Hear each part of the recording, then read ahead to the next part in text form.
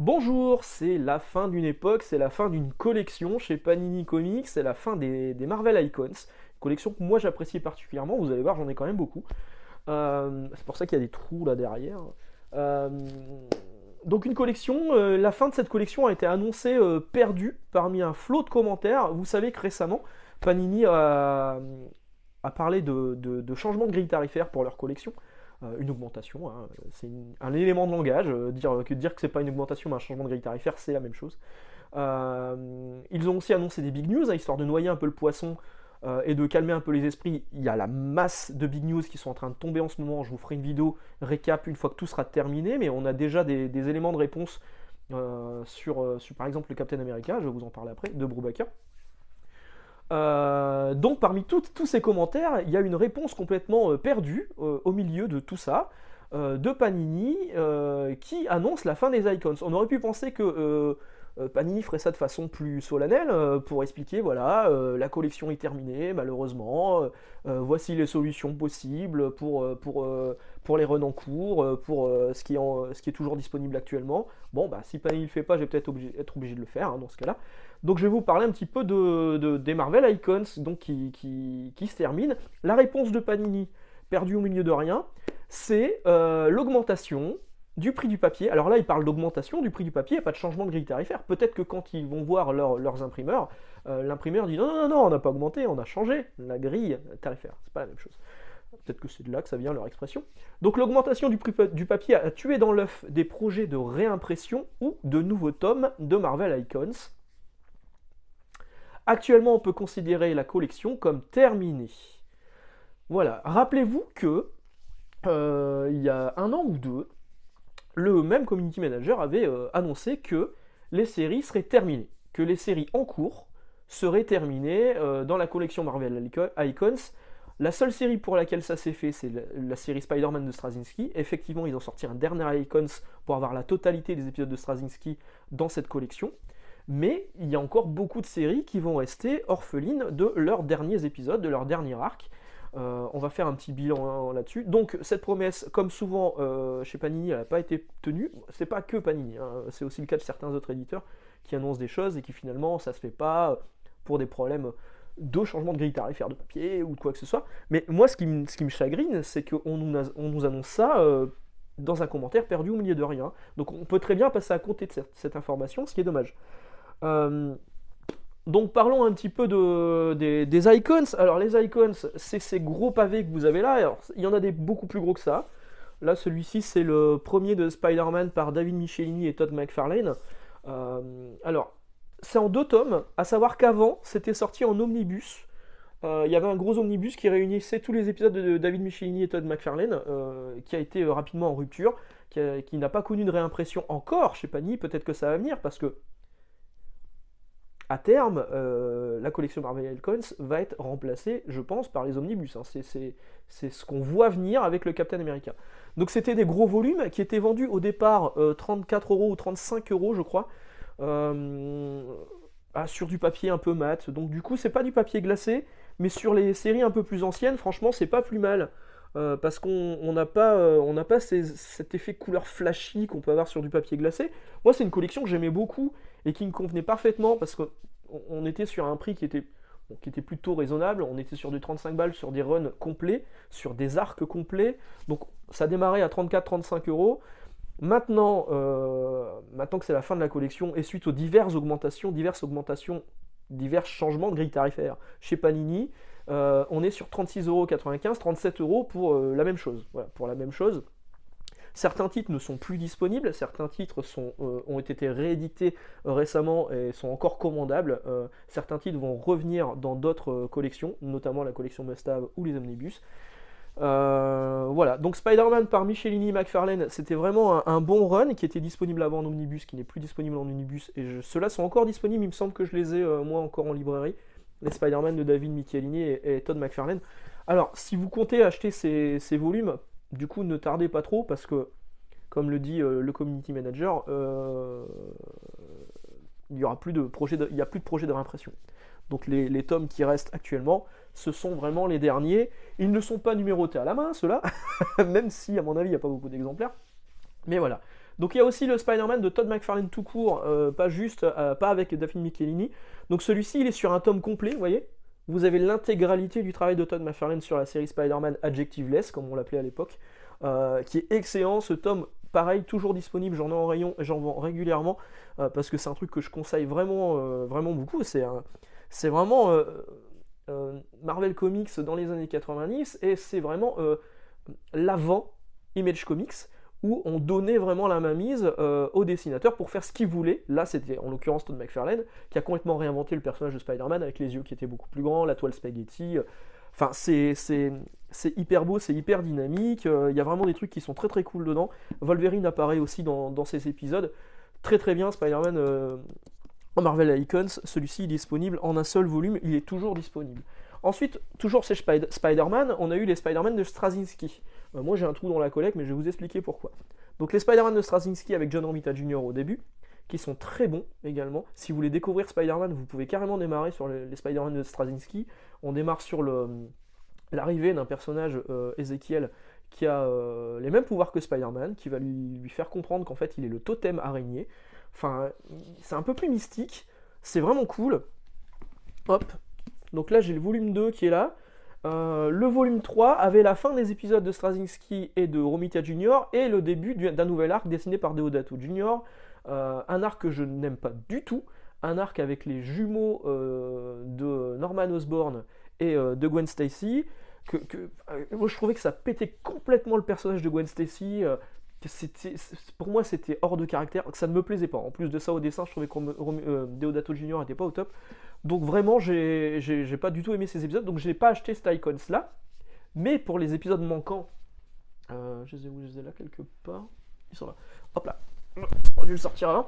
Pour les épisodes manquants de Straczynski et de Romita Jr., qui marquent la fin de l'arc avec Ezekiel, j'avais acheté ce trade paperback Marvel Graphic Novel Marvel UK, que j'avais payé une misère, et c'est donc les derniers épisodes par Romita Jr. au dessin et Straczynski au scénario sur l'arc Ezekiel. Donc j'ai la fin des épisodes qui étaient là-dedans, moi, hein. Mais ça vous les retrouvez dans le 3e tome. Il y a eu également un 4e tome avec la continuité du travail de Deodato Jr. et de Straczynski, et un dernier tome qui est sorti, celui-ci je l'ai acheté. C'est le dernier Marvel Icons à être sorti actuellement, enfin de toute façon il n'y en aura plus, et c'est un mini Marvel Icons, voilà. Les épisodes manquants, les épisodes d'un jour nouveau. Cet Icons là n'était pas vendu 37 balles, heureusement, il était quand même vendu 26 €. Voilà. Donc la totalité du run de Straczynski sur le personnage de Spider-Man est disponible en 5 icons, 4 gros icons et un mini un peu moins cher, en VF. Pour l'instant, ils sont encore disponibles.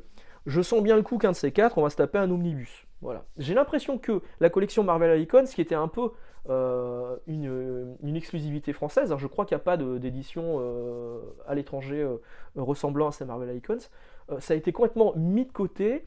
Alors, est-ce que c'est un choix de Marvel qui a décidé que dorénavant on suit ce qui se passe aux États-Unis, ou est-ce que c'est un choix de Panini France? Vraiment, ça, à mon avis, on le saura jamais.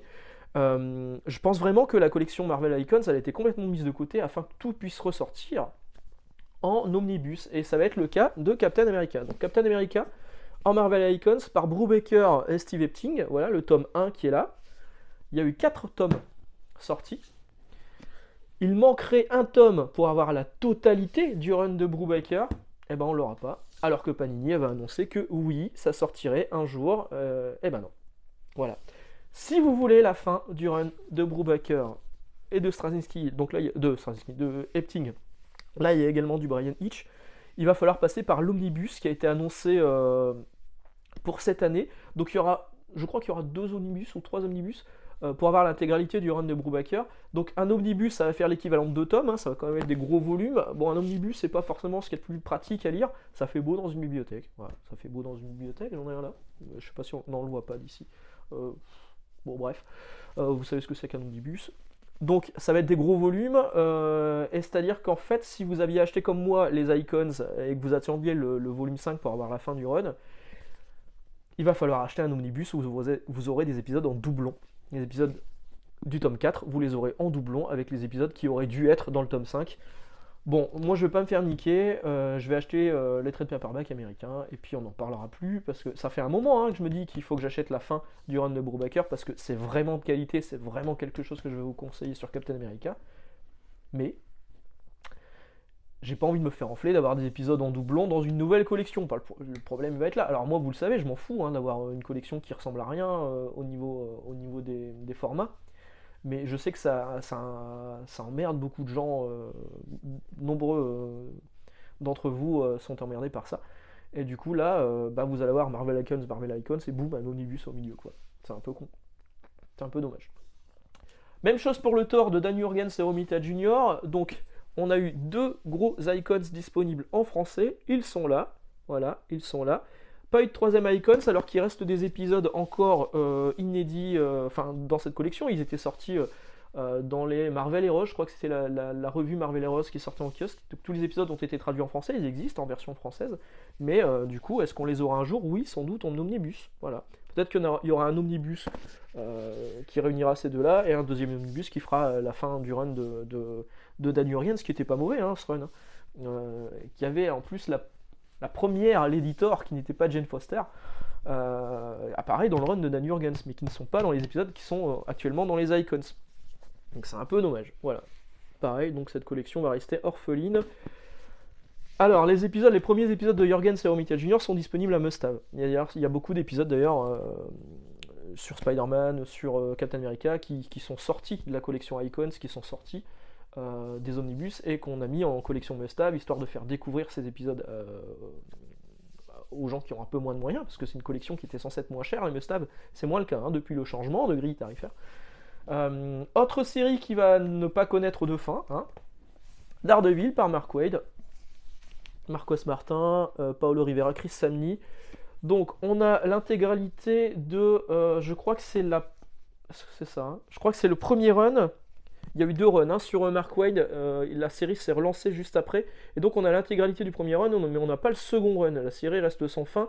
Je vous avais fait une vidéo d'ailleurs sur les icons de Daredevil par Mark Waid, en vous expliquant que les épisodes du deuxième run de Mark Waid n'existent pas dans ce format Marvel Icons. Du coup, pareil, est-ce qu'un jour il y aura un omnibus? De la merde, je vais acheter les trade paperback américains, je vais pas m'emmerder. Après tout, chez Urban Comics, le directeur éditorial a annoncé récemment que si on voulait lire les épisodes qui n'étaient pas édités en France, il fallait se mettre en anglais. Bon, j'ai la chance de pouvoir parler anglais, donc je vais évidemment pas me priver pour acheter mes comics en TPB avec les numéros manquants, moins chers souvent, en anglais. C'est malheureux, mais c'est quand même fou de se dire que on a quand même des éditeurs français qui laissent tomber leur collection pour relancer les mêmes épisodes dans une nouvelle collection, et tant pis pour ceux qui les avaient achetés avant, quoi. Je veux dire, il est où le respect du lecteur? Voilà. X-Men de Grant Morrison avec Frank Whiteley, avec Evan Van Cipher, le fameux Evan Van Cipher, avec un petit peu de Marc Silvestri aussi. Donc ceux-là sont disponibles en 2 icons. Vous avez l'intégralité du run de Grant Morrison en 2 icons. Ça, c'est vraiment cool. Vraiment, je vous le recommande. C'est bien meilleur, à mon avis, que ce qui se fait actuellement sur Destiny of X, Reign of X, etc., Dawn of X. Moi, vraiment, j'ai préféré ces épisodes-là. Et donc ceux-là sont toujours disponibles. Alors il y a de nombreux autres titres, que là je vous ai montré quasiment tout ce que j'avais, le seul que je vous ai pas encore montré c'est celui-là. Donc Avengers, vous faites pas avoir, c'est pas Avengers, c'est Young Avengers, la série de Alan Ehrenberg et Jim Chung. C'est très très bien, c'est en un seul gros volume, celui-ci c'est un gros pavé. Vous avez l'intégralité du travail de Alan Ehrenberg sur les Young Avengers, c'est vraiment très cool. Mais il y a aussi de nombreux autres icons qui sont disponibles. Les Avengers de Busiek et Perez étaient ressortis il y a pas longtemps. Vous avez l'intégralité du run de Busiek et Perez, donc ça c'est vraiment cool. Les Captain America, j'en ai parlé. Il y a les Daredevil de Frank Miller, donc il y a d'abord par Mackenzie et Miller, puis Daredevil par Miller 1, 2 et 3. Voilà, il y a 3 tomes pour avoir l'intégralité. Là, je crois que là il y a vraiment l'intégralité du run de Miller sur le personnage. On a Daredevil, Spider-Man, Hulk par Loeb et Cell. Alors ceux-là, on est en train de dépioter, chez Panini, ils sont en train de dépioter cet Icons pour les sortir séparément. Daredevil jaune était sorti dans la collection à 6,99€, la collection été, je sais plus quoi. Spider-Man bleu était sorti dans la collection anniversaire à 6,99€ de Spider-Man. Et Hulk gris ressort dans la collection Must Have au mois de janvier. Donc ça, pareil, je vais vous le recommander, c'est vraiment cool. Donc les 3 titres que vous aviez dans la collection, pardon, dans ce gros Marvel Icons, sont disponibles actuellement en séparé. Voilà. Et ça vaut rien moins cher. Enfin non, ça revient moins cher. Au global, si, ça revient un peu moins cher. Ou à peu près la même chose. Ouais, si finalement à peu près la même chose, 2 numéros à 7 balles plus un numéro qui va être à 21, je pense. Ouais, ça revient à la même chose en fait. Ensuite, on a Elektra par Miller et Sienkiewicz qui existe en un seul volume. On a Tiens, j'aurais dû vous les sortir. On a Fantastic Four par Mark Millar et Brian Hitch. Un excellent run que moi j'ai beaucoup aimé et que j'ai acheté en Panini UK en version anglaise. Et qui existe en un seul volume en Marvel Icons. Pareil pour Hawkeye par Matt Fraction et David Hara. Au moment de la ressortie de la série Hawkeye, le titre était plus disponible. Pardon, je bave. Panini l'a ressorti en Marvel Icons un petit peu en retard. Moi, j'avais pas eu envie d'attendre et j'ai acheté le TPB américain que j'ai payé moins cher que cet Icons. Mais celui-ci est toujours disponible. Hulk par Romita Jr. Romita Jr. et Bruce Jones. Donc il y a 2 volumes. Je crois que c'est 2 volumes pour avoir l'intégralité du run de Bruce Jones, qui est vraiment très bien sur Hulk. Moi, je vous le recommande. Marvels, New Mutants, Punisher. Les Punishers de Ennis et Dillon sont également disponibles. Spider-Man, je vous en ai parlé, Thor, je vous en ai parlé. Ultimate, c'est disponible en 2 icons. Ultimate et Ultimates 2. Je recommande surtout le premier. Quoique le 2 aussi, il est bien. Wolverine par Jenkins et Gillen. Donc c'était Wolverine Origin qui est depuis ressorti en Must-Have. D'ailleurs, Ultimate, le premier arc est disponible à 6,99€. Et enfin les X-Men par Whedon et Cassaday. Ceux-là je les ai en VO et pareil c'est un run que j'aurais pu vous recommander. Voilà, donc c'est la fin des Icons. Changement de collection, changement de papier. Voilà. Il y avait l'Icons ça, je vous en ai pas parlé. Il y avait l'Icons de Spider-Man aussi par Mark Millar et Terry Dodson. Donc l'Icon c'était à 37 balles pour un gros volume et c'est ressorti en Marvel Must-Have en format plus fin sur une meilleure qualité de papier, mais la pagination, le nombre de pages est le même. Alors, ils ont réussi à réduire le. Faut dire que le papier là il était quand même plus épais. Pour 21€. Donc autant partir sur le Must-Have. En plus c'est un Must-Have de Spider-Man que je vous recommande. Voilà. Bah que vous dire de plus, pas grand chose. Moi je trouve ça dommage que cette collection s'arrête vraiment, puis je trouve ça dommage que Panini pour le coup n'ait pas eu assez de... des idées assez claires. je sais pas, je veux dire, c'est la fin des Icons, bah qu'on l'annonce clairement, peut-être qu'ils ont voulu éviter encore un shitstorm. Bah c'est loupé parce qu'on l'a vu passer le commentaire mine de rien. Et c'est vraiment dommage. Donc maintenant, toutes ces séries-là, au bout d'un moment, ne seront plus disponibles. Donc si vous vouliez les prendre, bah, ne tardez pas. D'autant plus que à partir de début janvier, tous les prix chez Panini augmentent encore une fois. Enfin, augmentent, changement de grille tarifaire. Donc ne tardez pas si vous vouliez vous les procurer. Et puis, pour certains titres, genre Captain America, peut-être attendre l'omnibus dans ce cas, qui sortira, je crois que c'est mars. De toute façon, on en reparlera une fois que les big news sont terminées. Je vous fais une vidéo spéciale. Cette semaine, il n'y aura peut-être, voire sans doute, pas de vidéo jeudi. Malheureusement, j'ai pas tellement le temps. Je vous l'ai dit. Hein, là, j'attaque les grosses semaines où je vais travailler 11 jours d'affilée, dimanche inclus. Je me plains pas, hein, mais juste, je vais manquer un peu de temps. J'aurai sans doute le temps de faire la vidéo du Free Talk dimanche. Est-ce que j'aurai le temps de faire la vidéo manga samedi? On verra, mais en tout cas la vidéo de jeudi, cette semaine, à mon avis, il ne faut pas trop compter dessus. Mais bon, vous avez une grosse vidéo aujourd'hui, hein. Profitez, profitez. Je vous souhaite une excellente journée, d'excellentes lectures en lisant des icons ou pas, et puis on se retrouve très bientôt. Ciao.